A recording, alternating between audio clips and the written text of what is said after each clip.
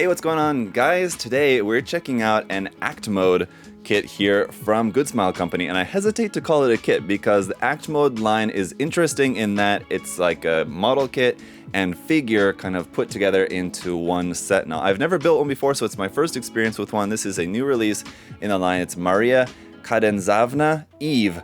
Difficult name, but it should be a pretty cool kit here. And again, it feels weird to call it a kit, but yeah, so it's basically like a Figma essentially sort of in there that's already kind of a pre-built figure and everything, and then you have all of the like weapons and equipment and stuff will be actual like model kit parts on runners that you have to cut out and build yourself. So it's an interesting combination. If I end up really enjoying this one, there's a couple of releases that I've kind of skipped over the years that I would be interested in going back and checking out, but let's go ahead and get right into Maria for today's review. So to start off, taking a look around the box art here, we've got the character illustration and then a photograph of the kit right there on the front, so you kind of know exactly what you're going to get. And I have to wonder if that's actually like a 1-to-1 scale.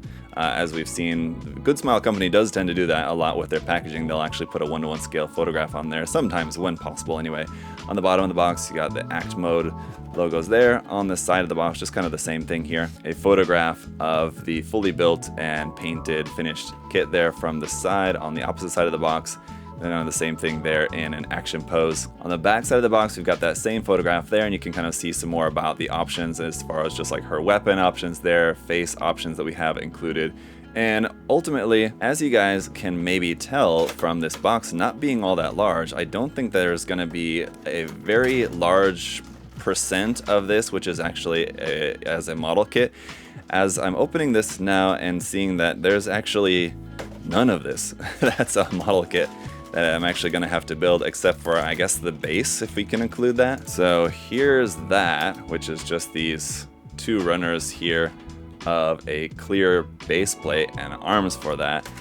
And then in here is our figure and everything packaged in there. I have to say, a little bit confused and slightly disappointed because, like I said, as I understand the Act Mode line, it's action figure and model kit. And while the releases in the line, I would guess probably maybe have more of a model kit aspect to them, this one being basically nothing, hardly anything, that you actually have to build yourself.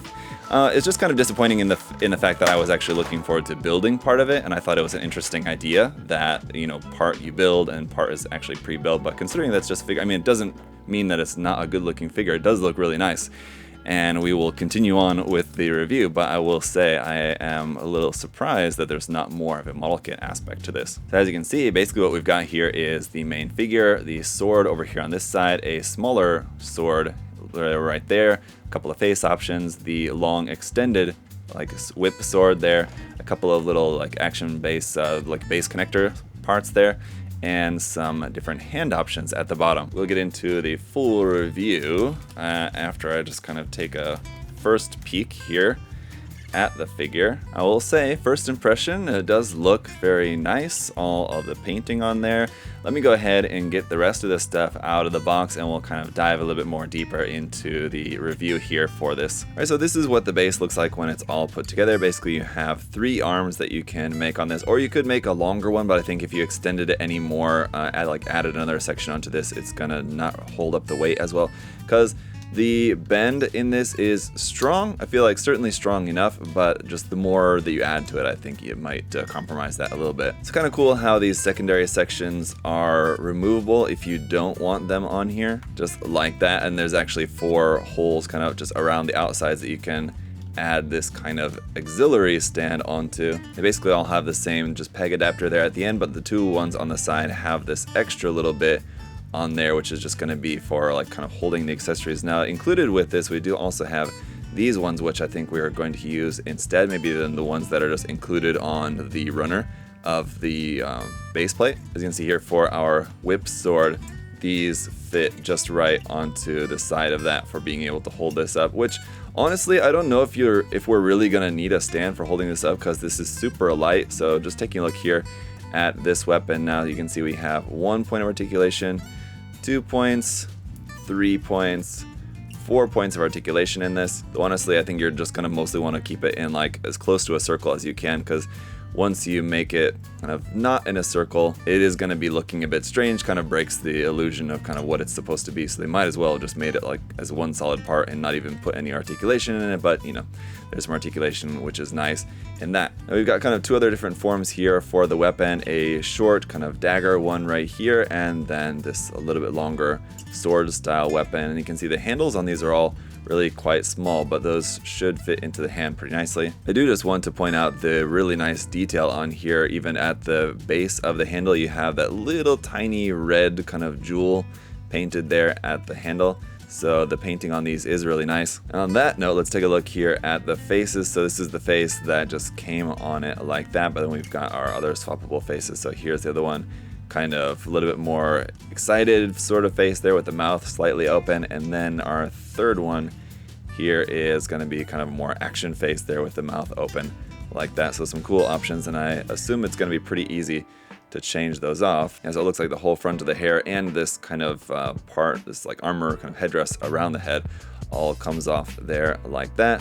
And then you can just pop off the faceplate there to swap that out. Lastly, our other accessories are just going to be hand option parts. So aside from these open hands, which we have on there right now, you also have a set of holding hands for the left and the right side, obviously there for the weapons. Now, if you're wondering what this part is right here, this is just a part that's inserted in there just to keep this hole from shrinking, so then it would be kind of too tight to put onto the kit. So it's just like a temporary piece.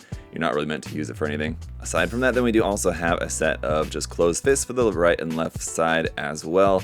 And that's it for all of our accessories. As for the articulation of the figure, it looks like it's all going to be pretty standard. If you've built any kind of Mecha Musume kits or familiar with like Figma or anything like that in general, the head will go up and down. The hair is in a few different sections here.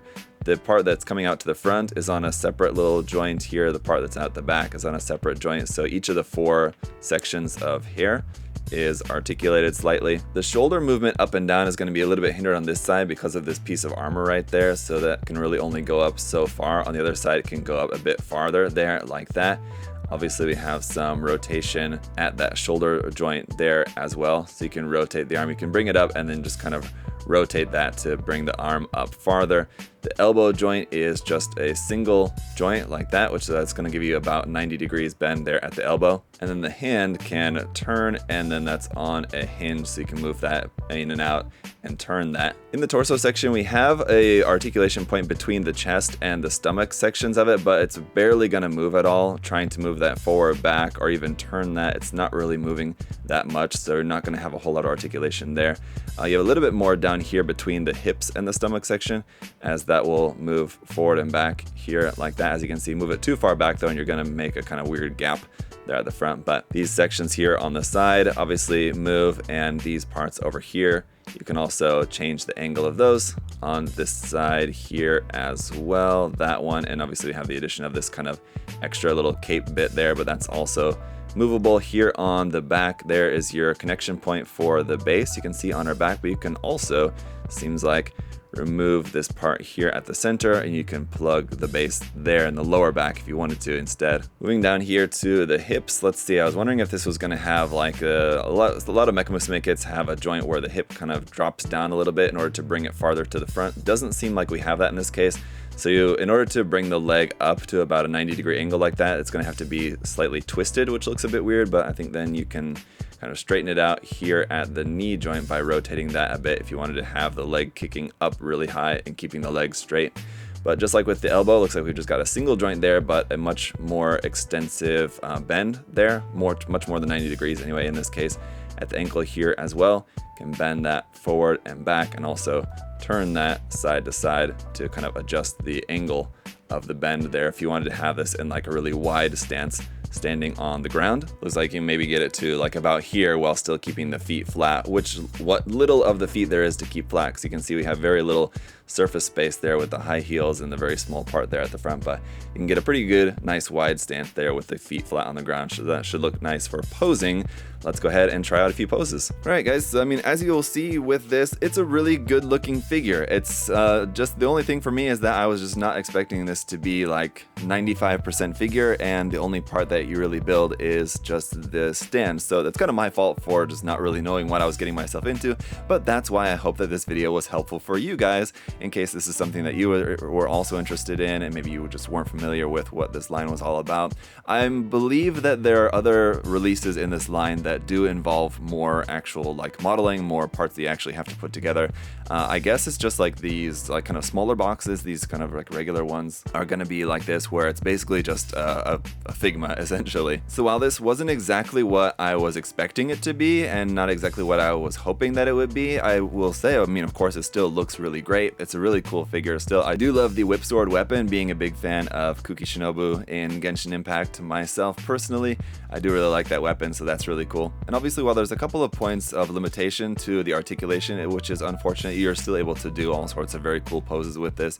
And the styling of it is really cool. And the quality, I will say, just the pre-painting on there, everything all seems very clean. There's not a lot of like kind of overspray or, you know, missed lines, anything like that with the painting. It all looks nice. There's also a really nice mix of finishes where you have some parts have like the more metallic paints and some parts have like more glossy finish, like on the purple parts of the armor have that gloss finish, while other parts like the kind of turquoise blue are in a matte finish. So you have a nice mixture of colors and finishes there with the paints that all look really nice. The hair parts look really nice as well, the painting on those. So everything is very nice quality here from Good Smile Company. So I can definitely recommend this for you guys if this is what you're looking for. For me personally, I think I'm just going to stick with like the model kits, stuff that you actually build, because that's where I get my personal enjoyment out of it. But if you guys are fans of figures, Figma, this type of stuff, where it's something that you can just take out of the box using for like toy photography, or you're just a fan of the character or a fan of the design, you want to have this posed up on your shelf. You don't necessarily have the time or the desire to build it yourself, you just want to have a cool figure. This is definitely that, so I can highly recommend it for you guys, and check out the rest of the line as well. You can do so here at USA Gundam Store. I'll put the link down in the video description. You guys can check out USA Gundam Store. I've got all sorts of this stuff here and everything else from Good Smile Company as well, so check that out. If you guys are also interested in liking or subscribing while you're here, that would also be greatly appreciated. If you guys enjoy the video, if it was helpful for y'all at all, really appreciate the support. Thank you guys so much. Until next time, I hope you guys have a great day. I'll see y'all later.